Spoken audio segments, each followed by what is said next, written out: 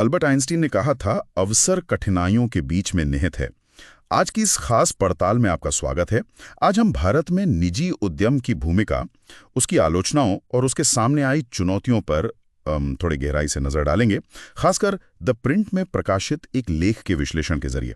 ये विषय देखिए यूपीएससी उम्मीदवारों के लिए महत्वपूर्ण हो सकता है और सामान्य जानकारी के लिए भी काफी दिलचस्प है। बिल्कुल, हमारा मकसद आज यही है कि स्रोत सामग्री के आधार पर समझें कि आज़ादी से पहले और बाद में निजी उद्यम ने क्या योगदान दिया और साथ ही उसे किस तरह की आलोचनाओं और कह सकते हैं बाधाओं का सामना करना पड़ा। तो चलिए शुरू करते हैं। स्रोत की शुरुआत ही निजी उद्यम पर लगे कुछ काफी गंभीर आरोपों से होती है, जैसे कि ये बड़े पैमाने पर आर्थिक विकास नहीं कर सकता, धन कुछ ही लोगों तक सीमित रखता है। हाँ, और शायद लोकतंत्र के अनुकूल भी नहीं है, ऐसा भी कहा गया। इसमें तत्कालीन मंत्री टीटी कृष्णमाचारी, मतलब टीटीके, हाँ, उनकी एक टिप्पणी का भी जिक्र है। बिल्कुल, और टीटीके का वो बयान कि निजी उद्यम ने मुझे निराश किया है, वो काफी मायने रखता है, क्योंकि वो खुद एक प्रभावशाली मंत्री थे, है ना। स्रोत के लेखक इसे शेक्सपियर के शब्दों में सबसे निर्दयी चोट कहते हैं। ये बताता है कि आलोचना कितनी तीखी थी। अच्छा, इन आरोपों पर विचार करने से पहले स्रोत हमें थोड़ा इतिहास की ओर ले जाता है। ये जानना जरूरी है कि आजादी से पहले माहौल कैसा था निजी उद्यम के लिए। माहौल देखिए बेहद प्रतिकूल था। ब्रिटिश राज औद्योगिक विकास को लेकर यूं कहें कि उदासीन था या शायद विरोधी भी। अच्छा। हाँ, टैरिफ नीति हो, परिवहन नीति हो, रेलवे भाड़े की संरचना, सब कुछ बाधाएं पैदा कर रहा था। लेकिन ये जानना दिलचस्प है कि इन्हीं मुश्किलों के बावजूद निजी उद्यम ने भारत को दुनिया के औद्योगिक देशों में 8वें स्थान पर पहुंचा दिया था। 8वें स्थान पर उस दौर में? ये तो बड़ी बात है। क्या स्रोत में कुछ खास उदाहरण हैं? कैसे हुआ ये सब? हाँ, कई उदाहरण हैं। जैसे कपड़ा उद्योग को ही देखिए। एक वक्त था जब भारत भारी मात्रा में कपड़ा आयात करता था, करीब 60 करोड़ रुपए का। लेकिन निजी प्रयासों से भारत न सिर्फ आत्मनिर्भर बना, बल्कि लैकाइनशायर और जापान जैसे देशों को टक्कर देते हुए एक बड़ा निर्यातक बन गया। कमाल है। और जे.एन. टाटा के इस्पात कारखाने की कहानी, वो भी तो इसी दौर की है। बिल्कुल। सोचिए, जब जे.एन. टाटा ने ये सपना देखा था तो कलकत्ता के एक बड़े अंग्रेज व्यापारी ने मजाक उड़ाते हुए कहा था कि वो भारत में बने हर पौंड स्टील को खा जाएगा। हाँ, सच में। हाँ, लेकिन देखिए, टाटा स्टील आगे चलकर राष्ट्रमंडल की सबसे बड़ी स्टील इकाई बनी और भारत दुनिया के सबसे सस्ते स्टील उत्पादकों में से एक बना। अविश्वसनीय। इसी तरह मुंबई में जल विद्युत का पूरा प्रोजेक्ट, वो पूरी तरह से निजी हाथों से खड़ा हुआ और सफल रहा। और फिर जहाज रानी नरोत्तम मुरारजी और बालचंद हिराचंद जैसे लोगों ने शक्तिशाली विदेशी कंपनियों के दबदबे के खिलाफ भारतीय जहाजरानी उद्योग की नींव रखी।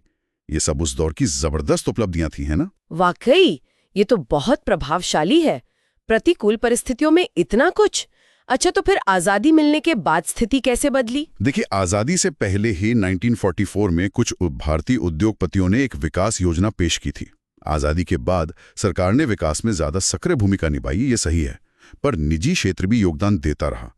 अगर आंकड़ों में देखें तो 1946 को आधार वर्ष माने 100, तो औद्योगिक उत्पादन सूचकांक 1955 तक 161.5 पर पहुंच गया था। उत्पादन तो बढ़ रहा था, लेकिन यहाँ एक विरोधाभास सा दिखता है।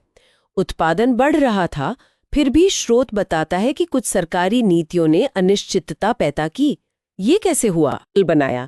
इससे निवेशकों का भरोसा थोड़ा कम हुआ, जिसे पूंजी का शर्मीलापन या शाय कैपिटल कहा गया। अच्छा, शाय कैपिटल। हाँ, फिर इंपीरियल बैंक और जीवन बीमा के राष्ट्रीयकरण जैसे कदमों ने इसने पूंजी जुटाना और मुश्किल कर दिया।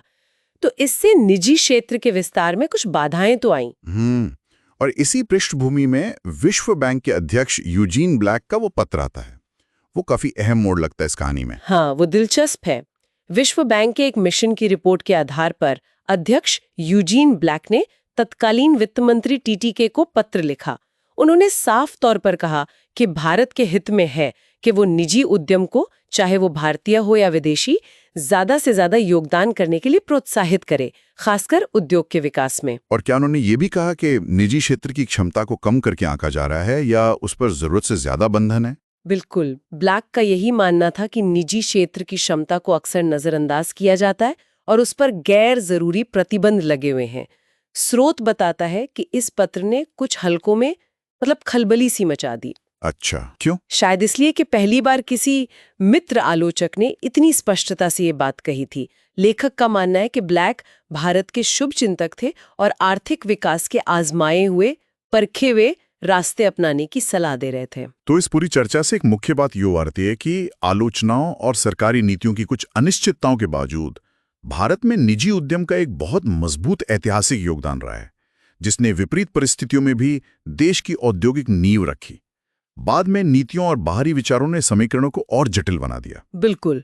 और ये चर्चा एक बुनियादी सवाल उठाती है जो आज भी उतना ही प्रासंगिक है ना, कि देश के तेज और समावेशी यानी इंक्लूसिव आर्थिक विकास के लिए सरकार और निजी उद्यम के बीच सही संतुलन क्या होना चाहिए।